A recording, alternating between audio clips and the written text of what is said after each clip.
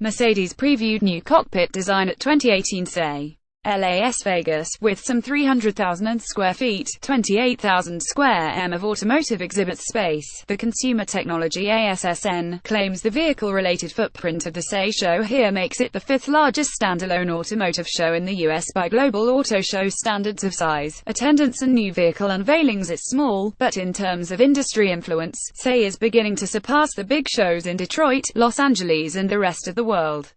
The technology gods have spoken. In the future, everything will be connected to the internet, from your doorbell and washing machine to entire cities. All personal mobility devices, whatever shape they may take, also will be part of the appropriately labeled Internet of Things IoT. In order to remain relevant to society and Wall Street, automakers have to integrate their products and brands with the IoT. That's why frequent flyer royalty, globetrotting automotive technologists, product planners and purchasing managers all found themselves competing for cramped middle seats on planes bound for Las Vegas last week. You could see it in their faces. Nobody was eager to go, but everybody knew they had to be there. Traditional auto shows typically are joyful promotions of new cars and trucks that will go on sale in the next 12 to 18 months. CES is a sprawling 2.6 million square feet, 242,000 square m orgy of new electronic gadgets, from breakthrough medical devices to $7,000 televisions. Some are important and some are not. Robot strippers really mostly CES is a show about creating demand for products and services that won't be available to consumers for 5 or 10 years. It's perfect for automakers and suppliers who have 3 to 5 year lead times. They showed off new IoT strategies and user experience and autonomous car tech.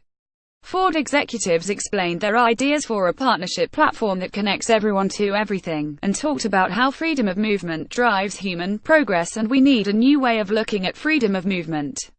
The top executives of Volkswagen and Nvidia announced a new partnership to implement new artificial intelligence technology for VW's upcoming autonomous cars. Bosch, among many announcements, demonstrated an amazing ultrasonic haptic technology that allows drivers to feel virtual controls and buttons in thin air. Some of this tech is almost production-ready, but it will be years before it is tested and finds its way onto future vehicle platforms. Even though the technology is years away, attendees waited in line for hours to attend keynotes such as Ford's happily endured 2-hour press conferences, NVIDIAs, and pushed and shoved their way through booths to see the latest exhibits. Yes, consumers like the human crush of auto shows, but the atmosphere is different at CES. It is a trade show for business people and fueled not by optimism about the future, but the fear of missing out or being left behind. The good news for traditional automakers, what tech likes to call incumbents, is they no longer are seen as obsolete businesses that will be conquered and replaced. After rightly being criticized for moving too slowly into the digital world, the traditional auto industry now is moving at a pace that is surprising even Silicon Valley. General Motors has beaten Tesla to the punch with an affordable long-range electric car. It's also first to be ready to mass-produce autonomous cars.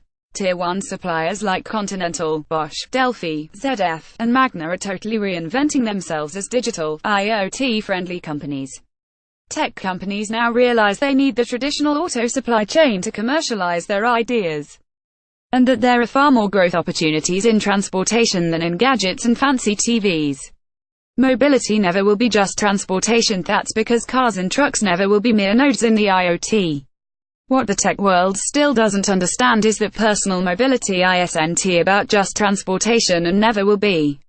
Ford learned the hard way back in the 1920s with the Model T. It was the most affordable, practical, and efficient products on the market, but it eventually lost out to new more expensive products that pushed emotional buttons. It's not about the city getting smarter, it's about humans having a better day, Ford CEO Jim Hackett said in his keynote address. Automakers know how to give people better days.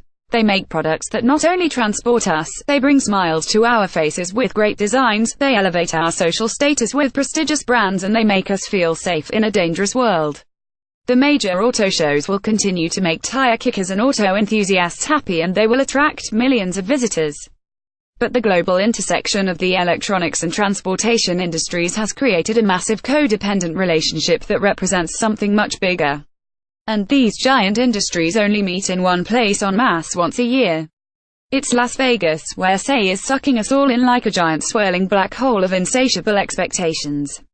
It is going to be the most important auto show in the world soon.